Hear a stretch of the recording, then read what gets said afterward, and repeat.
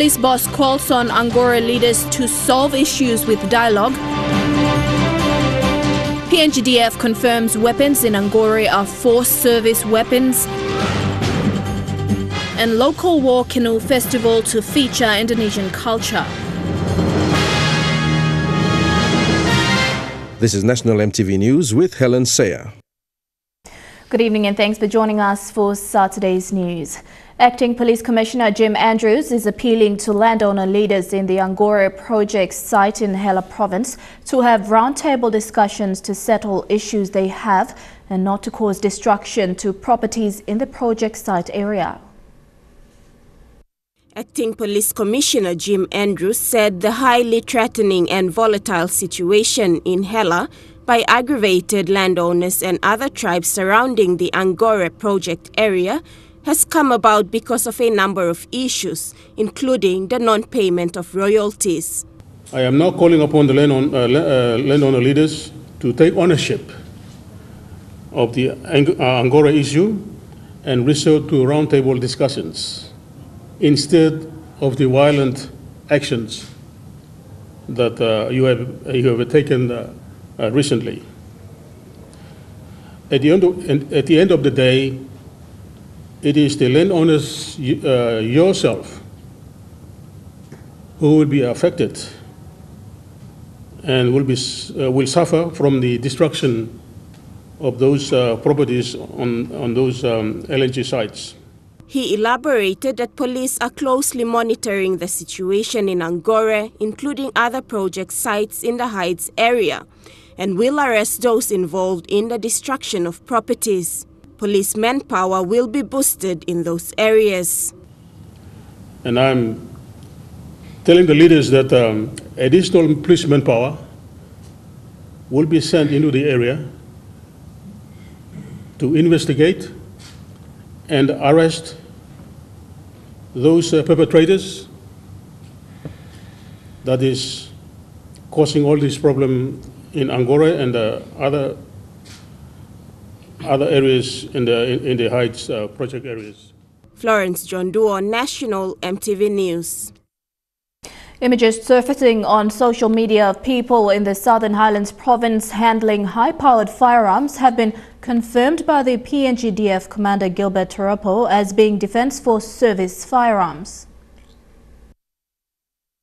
The recent occurrences in the Southern Highlands province has shown high-powered guns uploaded on social media by the people. In a press conference yesterday, PNGDF Commander Gilbert Toropo has confirmed that they have identified those Mag-5, M16 and SLRs as service weapons. I confirm, yeah, they are some of our service weapons, and we know where they are, and we will work together with the police to address as part of our operations up in the islands. Commander Toropo emphasized that despite the people having in their possession those weapons, their approach is to use minimum force as they are not entering a war zone, and their rule of engagement is to use minimum force to contain the situation. This is not a war zone. When we go to Southern Islands, when we go to Ella, we are not going to a war zone. We are going to our people. And no, if there are firearms, I am sorry, but that is illegal. It is not allowed by law. And when we are up there, yeah, there are reports, and we've seen in the social media about weapons being openly exposed. But no, we are not up against arms. We are against rule of law. People who are taking the law into their own hands, and I'm pretty sure common sense will prevail. And I think police and PNG Defence Force will address those issues. And as I've said, we are aware of where those weapons are. We are not too worried about how much weapons are there. We know exactly how much weapons are there, and we'll deal with our people sensitively as we go through the investigations and do various searches as part of our operations up there. Thank you. Florence John Duo, National EMTV News. Every year, an infantry soldier from either the 1st or 2nd Royal Pacific Islands Regiment is required to complete what is known as the Combat Fitness Assessment Test. This assessment tests soldiers' endurance and prepares individual soldiers to overcome circumstances through coordination as a team. Yesterday, close to 500 soldiers from the 1R PIR completed a 27-kilometer pack march as part of this training. The 27-kilometer pack march began in Barakau village in the Kairukuhiri district, where the soldiers had camped here.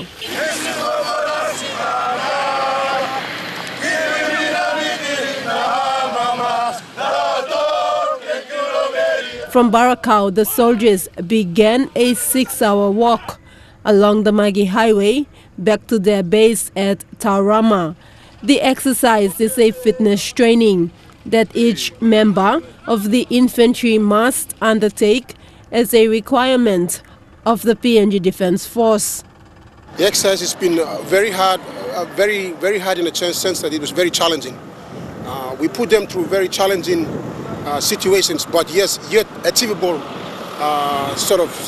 scenarios that will test them to think and come up with alternative ways of getting over the line and achieving the assigned task that was given to them. We also tested our ability to communicate, command troops on the ground, and coordinate basically our C4 sort of structure. Traditionally, the soldiers would have spent up to 14 days in the jungle practicing survival skills amongst other military training before they conclude with the 27-kilometer walk, carrying an individual weight of up to 30 kilograms. But because of the different segments of APAC-related training, soldiers from the 1st Royal Pacific Islands Regiment are undergoing. This pack march concludes the mission rehearsal exercises, which they had staged in the last 14 days. What you've just witnessed is part of our requirements that as an infantry soldier, in a year we have to complete a combat fitness assessment. That is a 27-kilometer pack march, marching on a minimum of 30 kilograms on you with weapons and everything. So this pack march or this combat fitness assessment is a end to a 12 to 13 days of mission rehearsal exercise that we did.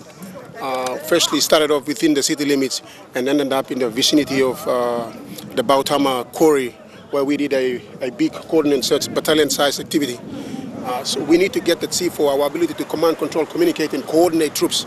We have to get it right before the Leaders' Week.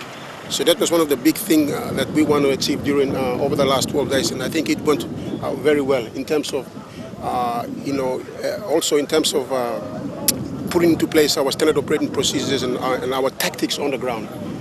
There are some lapses that we've identified, but that is something that we can work on over the course of the next few months leading up to November to actually iron them out and get ready for the Leaders' Week.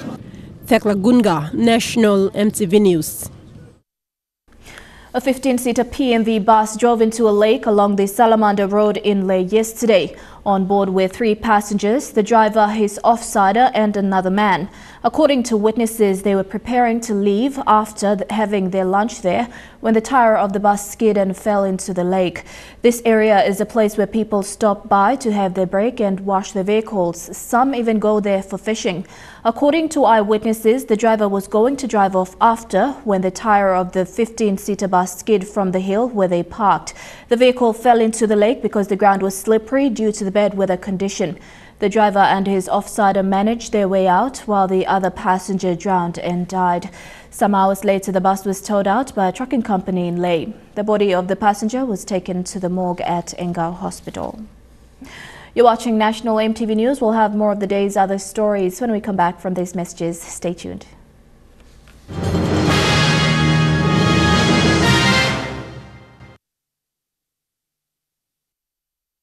Welcome back. Minister for Intergovernment Relations Kevin Isifu has clarified that the Southern Highlands provincial government is not suspended. However, a state of emergency has been declared for the province. Minister Isifu says the situation in Southern Highlands must be handled with caution to ensure the people do not suffer. His comments follow a forthcoming policy submission to the National Executive Council for a positive approach to solving the situation in Southern Highlands. The Intergovernment Relations Ministry is responsible for provincial governments and local level governments. Minister in charge Kevin Isifu clarified that the state of emergency declared recently is for the recent unrest in Mendi. He explained that the state of emergency declared before is due to the earthquake. However, resources for both SOEs should be shared to find a better solution for Southern Highlands Province. He stressed that despite the recent state of emergency, the Southern Highlands provincial government is not suspended. Governments are responsible governments on the ground. We cannot suspend them when there is a state of emergency, because there will be no governments will be there to effectively manage the state of emergency. Isifu says there seems to be no provisions of the law that warrants the suspension of the provincial government during a state of emergency. He says his office will be looking closely into the laws and find a better solution to present to NEC in the coming days to restore leadership and peace in Southern Highlands Province.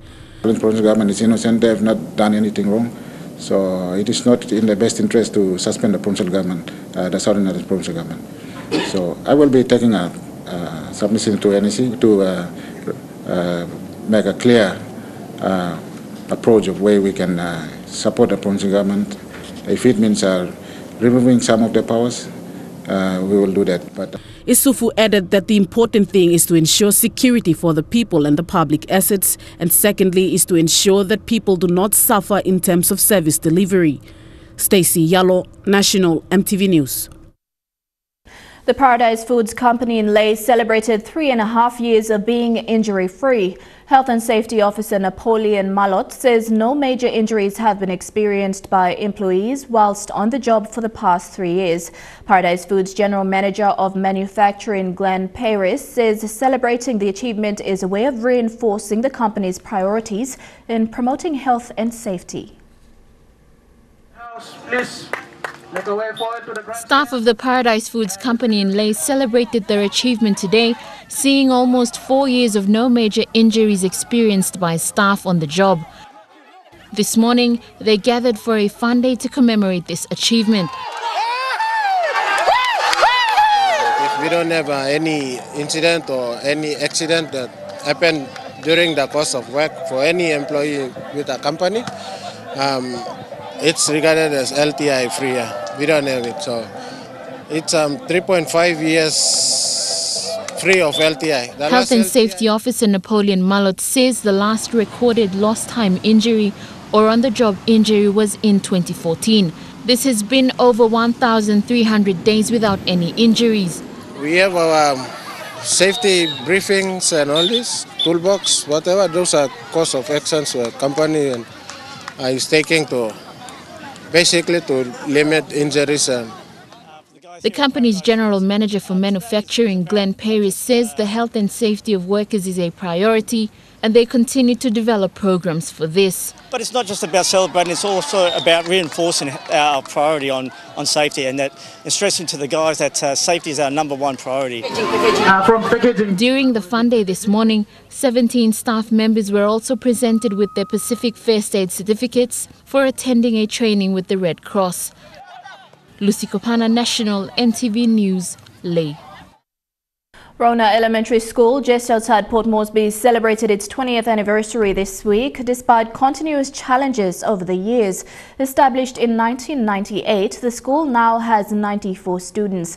It used the occasion also to thank their 3 hard-working teachers for their commitment in serving the Rona community. The Rona Elementary School was first located at Rona 2 at the rec hall next to the PNG Power substation at Sugeri, just outside Port Moresby. In 2006, the school was relocated to Rona 4 as safety precaution to keep the children away from the substation.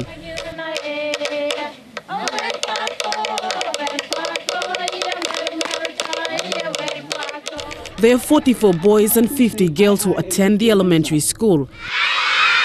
The three teachers, Mrs. Arua, Miss Eka and Mr. Arua, teach elementary prep, grade 1 and grade 2 respectively. Rona Elementary has been piloted in academic excellency and has been a feeder school to Yabuna and Sageri Primary for the last 2 decades. All the children have the right to educate. Rona Elementary School is a place full of harmony, joy, where children shall enjoy a healthy learning atmosphere. So parents, guardians, we should be responsible and take ownership for the well-being of our children's rights to educate. While the elementary school has seen success in academic excellence over the years, it has its fair share of problems in relation to TFF, implementation of education curriculum and other school infrastructure, just to name a few. School needs to extend the classroom to create more space or erect a new building. Full maintenance on the ablution block for children to use. Set up a library building for children to have access to read books. Fence of school area for the safety of our children. Creating footpaths to the toilets and up towards the bus stop. Upgrading the assembly ground and the sporting field. Nonetheless, the school was happy to have survived 2 decades without much government support and used the occasion to focus on future goals as it thanked commitments with stakeholders such as the community and PNG Power Limited. Rona, some of the children here today may be back as employees of PNG Power, whether they worked here or somewhere else in the country, or they might even be teachers at this school. For PNG Power, we'll continue to grow and achieve our goal of providing electricity for at least 70% of the people in PNG. PNG Power donated 2,000 kina for the school's 20th anniversary celebrations as well. Minister Fokairo Kuhiri, who was invited to the celebrations but could not attend, committed 10,000 kina to support the school's needs. Stacey Yalo, National EMTV News. The Royal Papua New Guinea Constabulary, or RPNGC, recently revived its Women's Advisory Network, or WAN, with a workshop held in Port Moresby. More than 40 female police officers from around the country attended it to enhance their skill sets and address issues they faced in the workplace. Police women are becoming more vocal about the need to improve workplace culture and treatment of women within the police force and the broader community. Participant testimonies reveal that police women continue to face issues like sexual harassment, being overlooked for promotion, inadequate accommodation privileges and unsupportive spouses. On a more positive note, 90 police women were said to be among a list of police officers promoted this year, which is a record for the RPNGC. At the workshop, RPNGC Commissioner Gary Baki acknowledged the contribution of police women in the force and urged them to continue to be agents of change within the organization. The meeting concluded with the presentation of WAN's finalized constitution to the RPNGC Commissioner. You're watching Saturday's News. We go for a break now. We take a look at a story of a PNG businessman expanding to Fiji. That story and what's making headlines overseas coming up next. Stay tuned.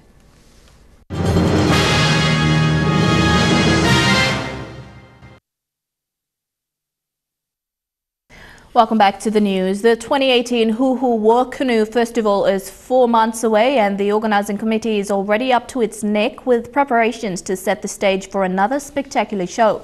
The committee coordinating the event called a press conference this week to announce the participation of its first international group and to clarify differences between the National Canoe and Kundu Festival and the Huhu War Canoe Festival. Since its establishment in 2016, the Huhu War Canoe Festival has gone from being an annual tourist attraction to showcasing an average of 30 performances a year. This year, event manager Aguilau announced that the War Canoe Festival will host its first international guest participant all the way from Biak, Indonesia.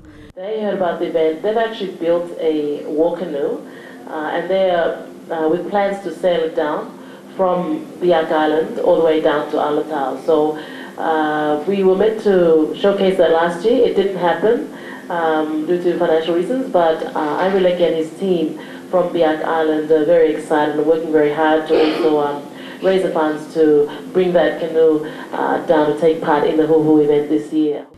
The Huhu War Canoe Festival in October will see a change in venue from Wagga Wagga village in the Huhu LLG to neighbouring village Maiwara. Since it was first launched 2 years ago, it has been mistaken for the National Canoe and Kundu Festival, which takes place in the first week of November. The organising committee has clarified that while they bear a few similarities, the Huhu War Canoe Festival was established separately to preserve the cultural authenticity of the traditional war canoe. For the last 30-40 years, Huhu War canoes have been used as for racing and many other stuff. And we thought that we believe and understand Huhu War canoes are not for racing. And that is why we established a festival that can go back some 100 years back to show our visitors and friends that yes, we have war canoes, but they are meant for tribal warfare. Milne Bay Tourism Bureau Manager Sione, an active supporter of the event, also highlighted difficulty in securing sponsors for the event without overshadowing its cultural pride. We are going into a new era of how we can accommodate corporate sponsorship and financial assistance, both tangibly and intangibly, but at the same time preserving the cultural integrity and authenticity of our festivals and events. So tapping into things like corporate social responsibility programs for companies, how we can maneuver our way around naming rights. Are all our festivals going to be named after products? The War Canoe Show is one of many shows in Milne Bay that have provided locals with a platform to market their traditional arts and craft. With its introduction, an average of 400 locals now benefit annually. Melissa Gufiro, National EMTV News. A nationally owned finance company, Norman Finance Limited, has stretched its presence outside of the country, opening its 27th branch in Fiji. Director Gabriel Andandi says the growing finance sector in Fiji now has a new player to help in the development of Fiji as a Melanesian country. PNG-based Norman Finance Limited, which was formally launched in Suva, Fiji, is the latest inclusion to Suva's growing finance sector. The company is flexible with its choice of clientele, which is based on trust, and plans to broaden its range of customers even further. Director Gabriel Ndendi says opening a new branch in Fiji is an exciting start and one he hopes will help them branch out to other parts of the region. We have got about 26 locations in PNG. All the branches, all the provinces are covered. And after covering all the provinces, I didn't know if anywhere else to go. So I thought, okay, I'll try another office again. So we went and launched our new office in Fiji. We launched it on the 15th of June. I took my parents with me because all Papa Mama staff na Jimmy staff. So I took them out there, and then we had our launching out there. We were there for 1 week. Now we are back, and this is our first investment from Norman Finance to an overseas country.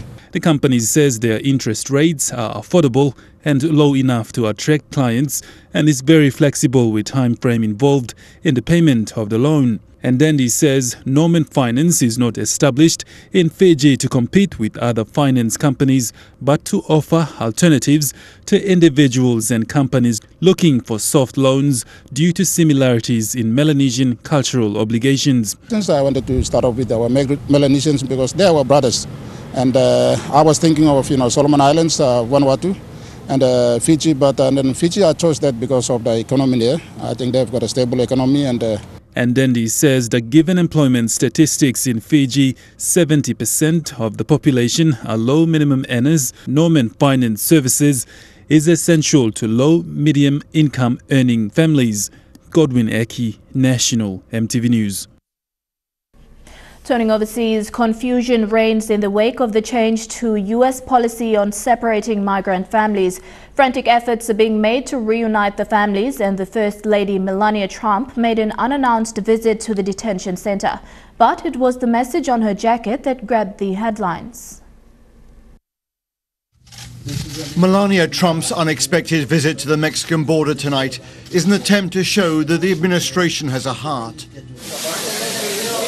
It follows those harrowing images of young children forcibly separated from their parents and kept in cage-like conditions. I want to thank you for your hard work, your compassion and your kindness. The First Lady is reported to have been a key voice in persuading her husband to reverse his policy on separating those migrant families. And I also like to ask you how I can help to these children to reunite with their families as quickly as possible. But there is fresh controversy tonight about, of all things, her choice of clothing. She wore a jacket with a slogan on the back that reads, "I really don't care, do you?"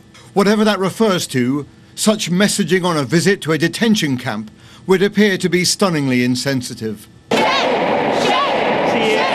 Back in Washington, with Congress deadlocked and failing to pass immigration legislation, activists brought their anger into the halls of Capitol Hill, recreating the conditions facing those in detention camps 2,000 miles to the southwest. The president, at a rally last night in Minnesota, insists that his border policy is unchanged, and he continues to use incendiary language towards migrants and his own political opponents. Democrats don't care about the impact of uncontrolled migration on your communities, your schools, your hospitals, your jobs, or your safety. Democrats put illegal immigrants before they put American citizens. What the hell is going on? He certainly has supporters who share this hardline stance and who even regret his change of heart on the children. Don't bring them to the border, you won't get separated from them. I don't know, how hard is that to understand? This Guatemalan woman was separated from her child after she sought asylum in the US. After being held by the immigration authorities, they were finally reunited. The outcome that so many more families are now praying for. Rohingya people who were forced from their homes by the Myanmar army are now facing harsh conditions in refugee camps in Bangladesh. The lack of medical care is at crisis level, where there's just one 24-hour emergency clinic to service 1 million desperate and frightened people. Every day, all day, there's a steady stream of patients coming through the doors of the Kutupalong Red Cross Field Hospital. 6-year-old Hussein Johar has developed a serious skin infection. It's a common condition among the refugee children, caused by the lack of sanitation. This is the only 24-hour emergency unit in the camps, and the staff must be prepared to deal with any kind of case. Whole people, babies, families, father, children, brother, it can be nothing. It could be huge disease, death, maybe. And we have to deal with psychological pains a lot, because there is people who have a very, very, very hard life. We saw those who didn't need any treatment at all, like the boy who had swallowed a marble. But then a few hours later, this baby girl arrived, listless and hardly conscious. An abscess on her head had become severely infected, and she is extremely malnourished. The nurses first checked her temperature before they cleaned the wound and started her on the path to recovery. This was initially set up as an emergency response unit, and in most cases of humanitarian and natural disaster relief, the Red Cross would start pulling out after 4 months. They've now been here for 9, and they're about to start replacing some of these tents with something more robust, an indication that they anticipate the critical need here will continue. We returned to the Red Cross hospital to check on the baby we'd seen earlier. Noor Kalima was alert and doing much better. It's hoped the 39-day-old girl will soon be strong enough to receive the vital surgery she needs. Chukai Sports is up next. Don't go away.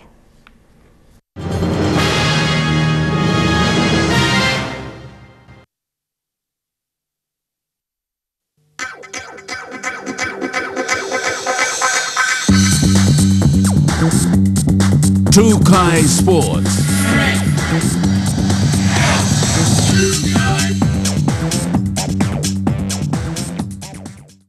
Welcome to Trukai Sports. The PNG Olympic Committee's biggest fundraising event, the Trukai Fun Run, is less than 24 hours away from its start in all centres around the country. The event is expected to raise significant funds for Team PNG while drawing a huge multitude of supporters along in the process. As the organizers around the country close in their final briefing today, the nation's capital gears up for another early morning fun and physical walkabout. Temporary roadblocks will be set up along the designated road starting from Sir John Guy's Drive. From Ward Street Road, a one-way traffic will be open from the junction of Sir John Guy's Drive to allow movement of traffic. The volunteer pickup starts at 3 a.m. for volunteers at the main bus stops around the city, while the actual participants' pickup time is 4 a.m. by the City Commission buses at the main bus stops. For city residents with vehicles, the park and ride at Unagi Oval opens at 5 a.m. By the break of dawn, 6 a.m., the buses stop pickup. The start of the 2018 Trukai Fun Run begins at 6:30 a.m. Other participating centers start on the same time. All participants should be in the 2018 Trukai Fun Run shirts to have access to the Fun Run start line. Shane Soroya, National EMTV Sports. The Highlands Mamasa Athletics Championships kicked off yesterday at the National Sporting Institute in Goroka. President of Athletics PNG, Tony Green, told EMTV this event is to prepare national athletes for the next Pacific Games and other international events. Over 100 athletes are participating in the three-day event. The three-day competition began yesterday at the National Sporting Institute. Many flocked the NSI facility to witness some of the country's best athletes and upcoming stars take the tracks to race. Teams from Morobe, Simbu, Jiwaka, Western and Eastern Islands all attended with an estimated number of over 500 athletes participating. We've got over 750 participants this weekend, which is much bigger than we've had at any of these regional championships in recent years. So there's 3 days of competition. Day 1 commenced with 800 finals for the under-18 divisions for both men and women, followed by 400 meters heats in both open and under-18, including the women's divisions. This competition opens the opportunity for athletes in the Highlands and Momase regions to compete in the national trials for the Pacific Games. We don't have one particular selection trial, but we'll be looking at the performances over these four competitions. So if athletes do really well here, then we'll add them to the squad for the games. Athletics Development Officer Dio Lowry told MTV the aim is to identify individual athletes to compete and also improve the technical backing of officials. He says relevant support is needed in the sporting sector. So this actually is the first time that we're doing something like this. So we hope that we get a little bit more support from government and from the business houses so that we can bring more staff on board to make it a little bit bigger.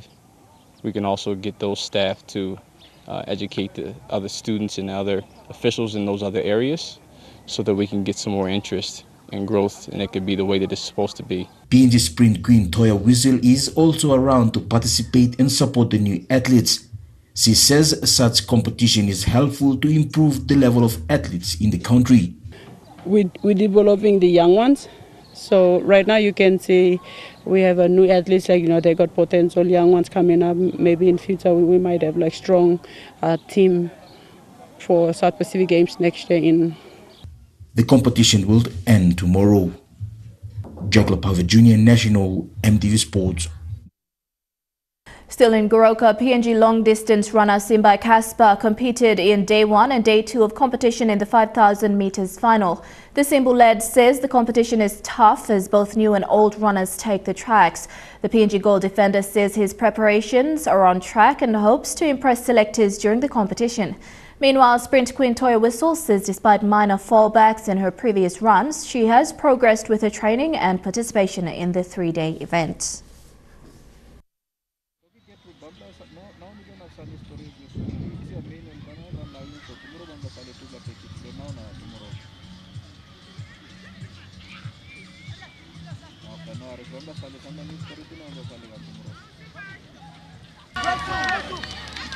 Simba is clear lead, and Simba is the clear winner of 1500 meters finals for open man. And Senegal is the clear win for second place and Ebotsune for third place. Everyone like in for fourth place. Me got still strong yet na. Me still me divenim. So the title lo me yet lo. Henasai. Me ama mastredos me unis la race. Steve says 1500 na 5,000 meters. I like by me got confident of him. Still by maximum goal block Papua New Guinea. And right now I'm trying to, hopefully I can cut it down more. I'm not training on the synthetic track, but training on the grass track, and I can see big improvement for myself. Now I'm doing more speed work, so I see I'm looking forward for going overseas in Ireland for Grand Prix. So I might running a good time down there. AFL PNG and its partner Paradise Foods and Beverages held its New Kick AFL Carnival today at Mara Barracks. Nearly 300 boys and girls in NCD attended the program. Games were played in 4 different divisions from under 14 to under 17. The tournament brought together 300 students from representative schools to play, learn and enjoy the game. The event, part of AFL PNG's development flagship New Kick program, aims at identifying next wave of players. So this is our first step in selecting the next wave of talented players for AFL PNG. Today is our Talent Academy Carnival for Port Moresby. We have 4 age groups that are competing today, from under 13 boys through to under 16 girls. The idea of getting on board is we realised that the AFL program in PNG was very good in terms of the fact that it was developing our young children, and we don't really have a lot of programs in PNG that focus on the children, so we thought getting on board would actually make a difference. AFL PNG will visit 6 other provinces in the next coming weeks to carry out the same program. Monday we fly off to Mount Hagen and we join and meet our guy Messer up there, and we run a carnival exactly like this up there and select same process for our Talent Academy and our Highlands athletes, and then we do the same. Then we head down to Lae to do the same next week, and then we head up to Kimbe, Kokopo and Cave Yang. The program has received backing from Paradise Foods, who have committed to supporting the program for 2 years. I think the kids started turning up as early as 7 in the morning, so that shows that there is some commitment and a new level of discipline. To see the kids get out of bed early on a Saturday morning and make it to the field, that shows that they have developed new passion. Something different is happening in their lives, and that drives them to come out. Godwin Eki, National MTV Sports. Trukai Sports continues with more sporting action after these messages. Stick around.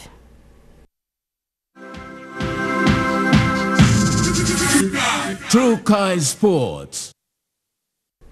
Welcome back to Trukai Sports. To rugby, the Pacific Test opener between the PNG Kumult and Fiji Batis opened with the local PNG touch of harmony. Fiji looked like they had control of game in the first passage of play, but a relentless Kumult outfit turned that around with the first try from debutant Junior Rao. That paved the way for their second from rampaging forward Luke Page. Fiji responded with a try but was soon silenced by Junior Rao grabbing his double. Justin Olam had the final say to take the Kumults to 26-4 at half-time. Fiji came back with 2 tries in the second half, but the Kumults hang on to win the match by 26-14. Kumult skipper James Sigiaro was awarded the man of the match. Central Premier League played its round 4 matches of the inter-district competition with 10 participating teams. With 16 more rounds towards the finals, tournament director Mauri Peto says the women's division started actively participating as of today. Kairuku, Mekeo, Abao and Oromo districts are also running their respective inter-districts competition. Hiri, NCD and Goilala districts are now playing their respective matches in the inter-district tournament, are playing in 3 different divisions, under 20, seniors and the women's division. We have 10 teams participating in this pool. Of the 10 teams, we have the under 20, the senior grade, And this year we have the Women's Rugby League as well, actively participating. So he says other districts in the province have already started their competitions, and top 2 teams from each district will meet in the finals round in September. there is a lot of potential. There is a lot of potential that you see. There is a lot of talent, and there is a lot of skill that's been displayed at the moment. While he encourages interested teams to join the competition, he says the aim of the Central Premier Rugby League competition is to have a representation in next year's Intercity Rugby League competition. Our program is lead up to our own franchise bid, which is the Central Chiefs. So we are in the same pool as Vitis Industries, who have sponsored the other Dabari. So both Dabari and Central Chiefs, we are going to run parallel to see who gets past the selection criteria. He says from the district tournaments, a selection of 40 men's squad will be named early next year, with 25 men's final squad to make the Central Chiefs franchise around March 2019. Godwin Eki, National EMTV Sports. And that's a wrap for Trukai Sports tonight. Up next, your weather details for the next 24 hours. Trukai Sports.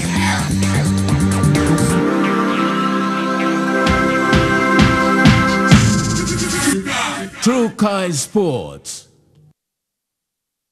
The weather details were proudly brought to you by Dulux, celebrating 50 years in PNG and the only paint made in PNG.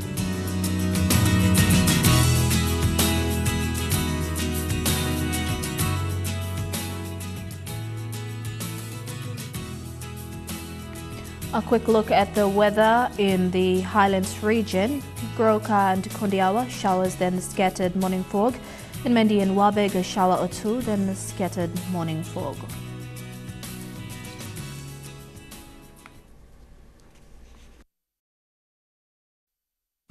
The weather details were proudly brought to you by Dulux, celebrating 50 years in PNG and the only paint made in PNG.